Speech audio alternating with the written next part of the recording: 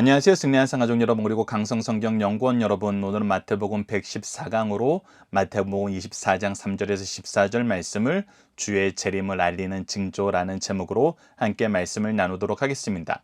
승리한 삶은 박유일 목사님의 구속사로 조망한 성경 연속 강해인집을 통해서 편집이 되어 있고요. 저희들 현재 나누고 있는 마태복음 24장 말씀은 마태복음 강해집 제4권을 통해서 편집이 되어 있습니다. 말씀을 좀 더 깊이 있게 묵상하고 싶으신 분들은 마태복음 강해집을 참조해 주시길 부탁드립니다.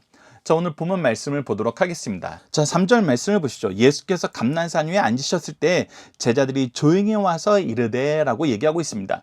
즉 예수님께서 1절과 2절에서 무엇을 얘기하셨습니까? 이 예루살렘 성전의 멸망에 대해서 미리 얘기하고 이 세대가 회개하지 않음으로 감당해야 될 징계에 대해서 말씀하셨습니다.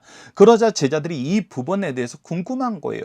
이 부분에 대해서 알고 싶은 거예요. 그래서 물어봅니다. 무엇을 물어봅니까? 자, 3절 후반절을 보십시오. 우리에게 이르소서 어느 때에 이런 일이 있겠사오며. 자, 가장 먼저 궁금해하는 것이 뭐예요? 바로 때예요. 우리가 이 부분을 아주 주의해야 됩니다. 사람들은 어떤 일에 대해서 얘기하면 가장 먼저 궁금해하는 것이 바로 이 때입니다. 그런데 우리가 역사 안에서 이 때를 알고 때를 안다고 얘기하는 사람들이 항상 해왔던 일들을 보면 그것이 무엇이었냐면 사람들을 유혹하고 사람들을 조종하는 거였어요. 즉, 이 때에 대해서 궁금해하는 이유는 이 때를 아는 것이 힘이 되기 때문이에요. 이 때를 아는 것이 나의 권력이 되기 때문이에요. 그래서 이 때에 대해서 알고 싶어하는 마음은 우리의 가장 근원적인 호기심과 동시에 이것을 알고 싶어하는 이유는 그것을 권력화하기 위한 것임을 우리가 깨달아야 돼요. 그래서 예수님께서는 이 때에 대해서는 말씀하지 않으세요.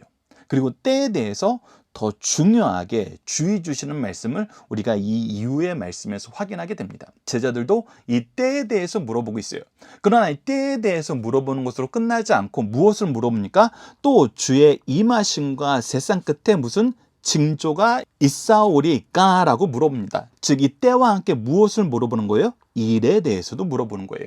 특히 어떤 일에 대해서 궁금해합니까? 바로 주의 임하심과 세상 끝. 우리가 지난 시간에 23장 39절을 통해서 주의 이름으로 오시는 이여 할 때까지라는 이때가 바로 주님이 다시 오시고 세상 끝이라고 얘기하시는 그때이죠. 그때 일어날 일에 대해서 물어봅니다.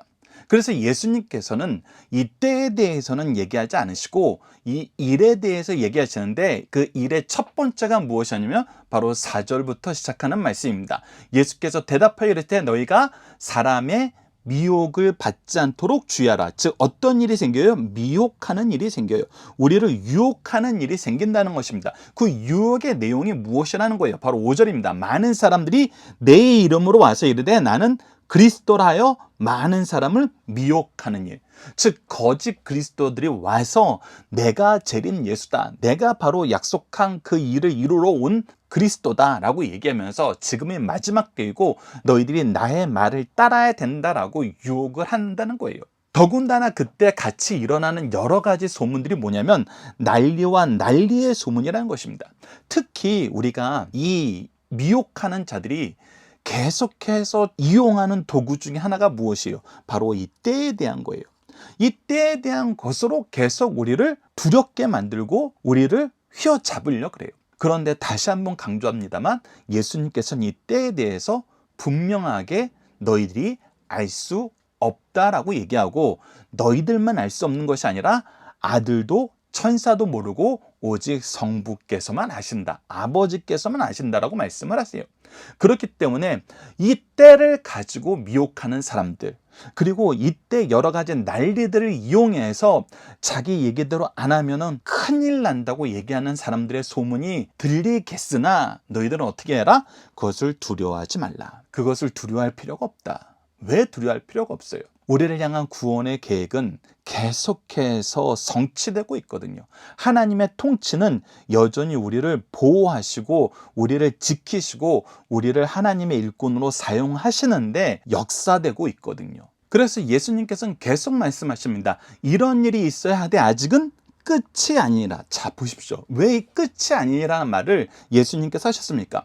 미혹하는 자들은 이 때를 가지고 이 난리의 소문이 나면은 자기가 얘기한 그때라고 우리를 미혹한다는 거예요. 그러나 이들은 때를 알지 못해요. 때를 알 수가 없어요. 하나님이 안 알려주신다 그랬어요. 그렇기 때문에 이것이 끝날 때라고 너희들이 두려워하거나 흔들리거나 이들의 유혹에 넘어가지 말라는 거예요. 하지만 너희들이 동시에 주의해야 될 것은 있다. 이때 어떤 일이 일어나냐면 7절과 8절과 같은 일은 계속 일어난다. 즉 어떤 일이 일어난다? 재난은 일어난다. 자, 그 재난의 모습을 보십시오. 민족이 민족을, 나라가 나라를 대적하여 일어나겠고 곳곳에 기근과 지진이 있으니 이 모든 것은 재난의 시작이려니라. 자, 이 부분을 잘 보십시오. 이것이 끝이 아니라 무엇이다? 시작이다. 이것은 끝이 아니라 시작이다. 그래서 자기가 이것이 오면은 이런 데가 끝날이다라고 얘기하는 자들은 이 끝날이 이제 시작하고 있다는 의미이기 때문에 너희들은 이들의 유혹에 넘어가지 말고 예수님이 너희들에게 가르쳐준 말씀에 근거하여서 너희들이 그리스도를 바라보면서 그리스도의 일꾼으로서 삶을 살아야 된다. 이 얘기를 우리에게 해주고 있습니다. 자, 이 부분을 우리가 함께 묵상할 말씀을 통해서 좀 더 보도록 하겠습니다. 디모데후서 4장 3절에서 4절에는 이렇게 기록되어 있습니다. 때가 이르르니 사람이 바른 교훈을 받지 아니하며 귀가 가려워서 자기의 사욕을 따르는 스승을 많이 두고 또 그 길을 진리에서 돌이켜 허탄한 이야기를 따르니라. 즉 분명히 우리의 믿음의 선조들을 통해서 하나님이 보내신 일꾼들을 통해서 우리에게 계속해서 얘기해 주는 거예요. 이 자기 사역을 따르다 보면은 예수 그리스도가 아닌 자기 사역을 충족시켜 준다는 사람들을 자기 스승으로 모시게 된다는 것입니다. 성령을 따르는 것이 아니라 자기 욕심을 채워주는 사람들을 따라서 허탄한 이야기들을 추종하게 된다는 거예요. 거기에 맹신하게 된다는 거예요. 이러한 일이 있지 않도록 너희들은 주의하라. 다음 단락으로 넘어가기 전에 여러분들이 이 두 가지는 꼭 기억해 놓으십시오. 때에 대해서는 하나님께서 가르쳐 주지 않는다. 그리고 일에 대해서는 미혹하는 일과 재난에 대해서 얘기하신다. 자, 그런데 이 미혹과 재난의 일로 끝나는 것이 아니라 여기서 우리에게 더 직접적인 영향을 미치는 새로운 사건이 발생하는데 그것이 바로 9절에서 13절까지의 말씀입니다. 9절에서 13절까지의 말씀을 봅시다. 그때 사람들이 너희를 환난에 넘겨주리니. 그래서 앞서 얘기했던 것처럼 일이 있는데 첫 번째는 미혹하는 일이 있고 재난이 있고 이제 세 번째는 우리를 향한 직접적인 환난이 있다는 거예요. 재난이 보편적인 거라면 환난은 우리가 특정되는 거예요. 그래서 이런 일이 있게 된다. 그런데 이 환난의 모습이 어떠한가 봤더니 너희를 죽이리니 우리가 죽는 것이 포함되어 있다는 거예요. 너희가 내 이름 때문에 모든 민족에게 미움을 받으리라. 자, 죽일 정도로 미워하는 대상이 되는데 그 이유가 무엇이다? 바로 예수 그리스도의 이름 때문이다. 이것을 우리에게 가르쳐 줍니다. 우리가 함께 묵상할 말씀을 통해서 이것을 좀 더 보도록 하겠습니다. 우리가 마태복음 5장 10절에서 12절 팔복 마지막도 무엇이었습니까? 의를 위하여 박해를 받는 자가 바로 우리라는 거예요. 선지자들도 그렇게 살아왔다는 것입니다. 예수님도 지금 의를 위하여 박해받는 삶을 살고 계세요. 그리고 요한복음에서는 예수님께서 제자들에게 더 직접적으로 말씀하십니다. 요한복음 15장 19절을 보시죠. 너희가 세상에 속하였으면 세상이 자기 것을 사랑할 것이나 너희는 세상에 속한 자가 아니요 도리어 내가 너희를 세상에서 택하였기 때문에 세상이 너희를 미워하느니라. 자기 것이면 미워하지 않아요. 같이 멸망할 존재들이면 미워하지 않아요. 그러나 우리는 예수 그리스도께 소속되었어요. 예수 그리스도의 이름으로 살아요.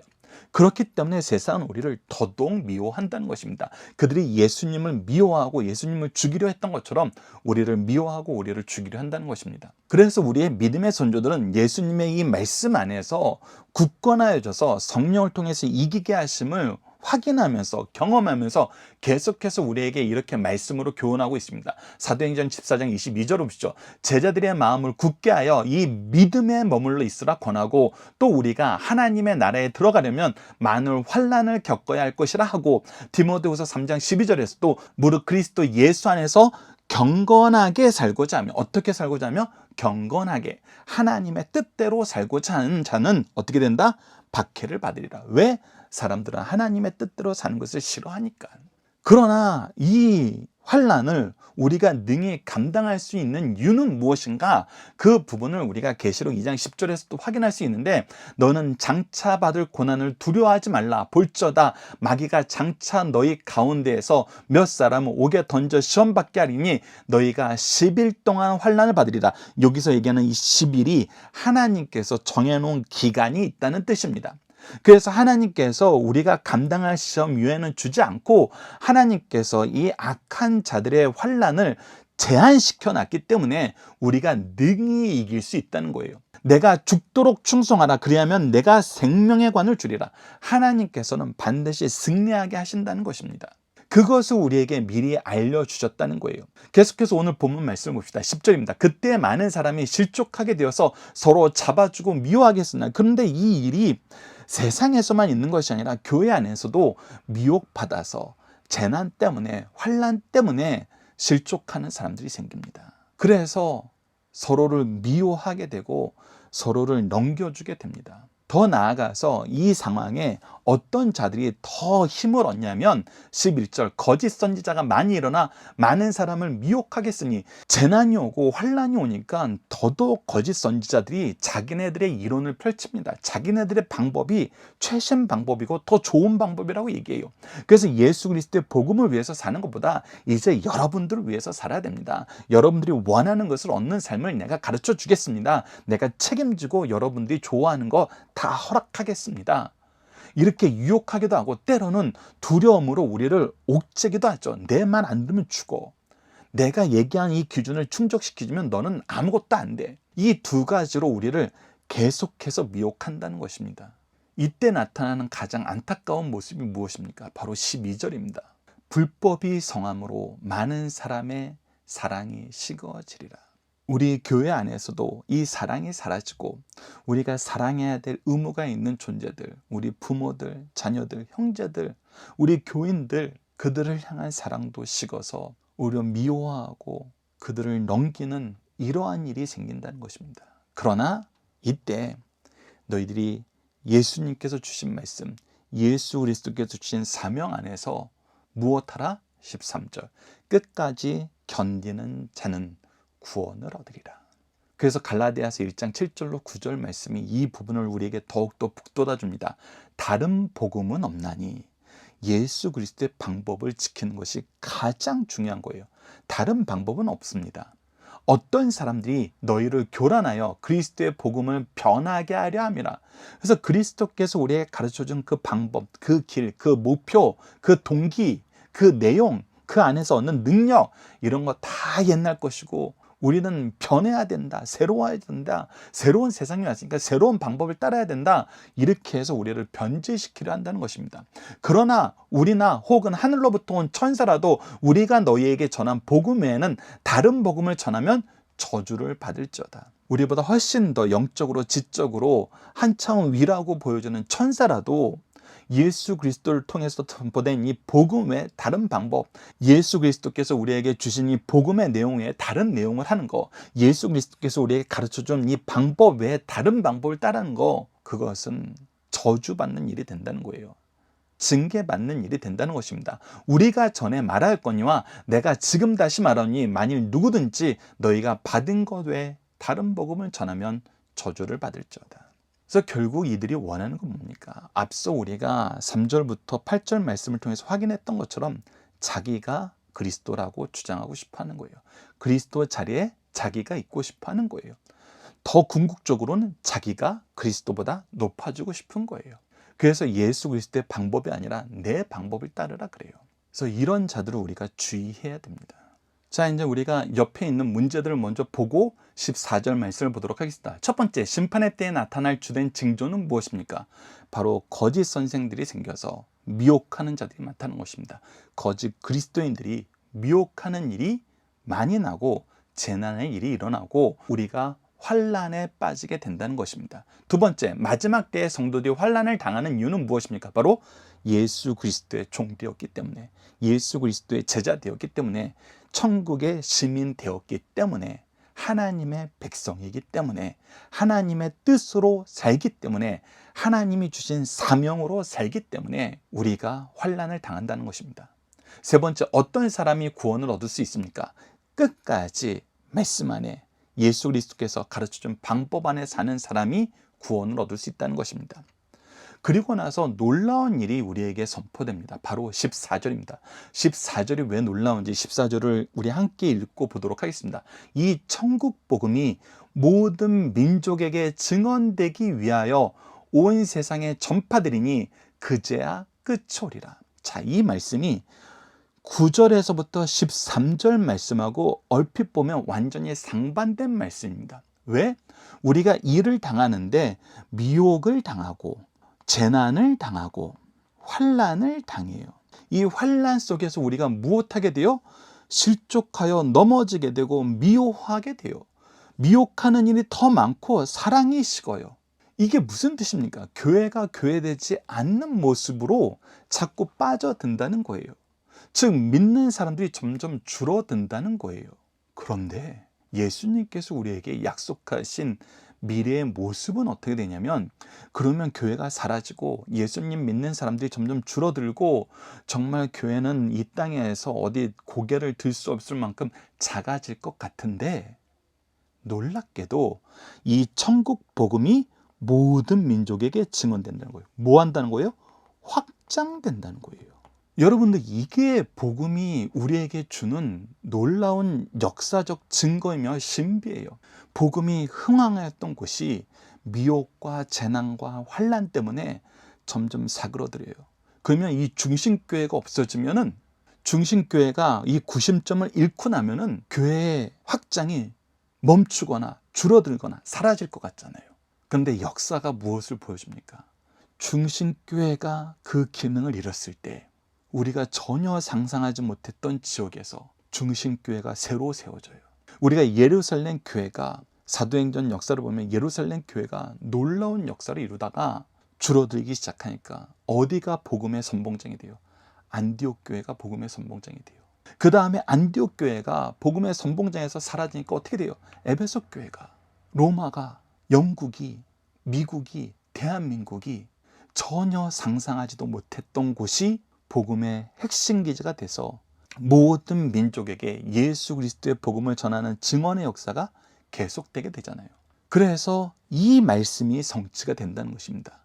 온 세상에 전파되는 이것이 성취된다는 것입니다. 하나님께서 그의 종들을 통해서 이것을 이루신다는 거예요. 그래서 이 14절 말씀이 우리가 역사에서 경험하나 말씀 안에서 보면 신비해요. 핵심 일꾼들이 무너지고 있는데, 교회가 사랑이 식어가고 있는데, 그런데 어디선가는 더 놀라운 복음의 열매들이 우리에게 드러나는 거예요. 교회사는 이 말씀의 성취를 우리에게 너무나 직접적으로 증명해 주고 있습니다. 대한민국의 복음화의 역사도 이 사실을 우리에게 증명해 주고 있고, 지금 한국교회가 9절에서 13절 말씀을 경험하여서 혼란에 빠지면은 하나님께서는 또 어딘가에서 이 복음의 놀라운 역사를 일으켜서 우리에게 오늘 본문 말씀이 어떻게 성취되는지 다시 한번 확인할 수 있도록 인도하시면서, 그래서 어떻게 하게 만드세요? 13절처럼 끝까지 견디게 만드시고 구원의 은혜에서 떨어지지 않도록 붙잡아 주신다는 것입니다. 자, 그래서 사도행전 1장 8절 말씀이 우리에게 항상 증거가 되는 것입니다. 오직 성령이 너희에게 임하시면 너희가 권능을 받고 예루살렘과 온 유대와 사마리아와 땅끝까지 이르러 내 증인이 되리라 하시니라. 그래서 증인되는 사람들의 역사도 멈춤이 없고, 증인들을 통해서 예수 그리스도를 믿게 하시는 은혜의 역사도 멈추지 않고, 이것이 땅끝까지 성취될 때 예수 그리스도께서는 우리에게 오신다는 것입니다.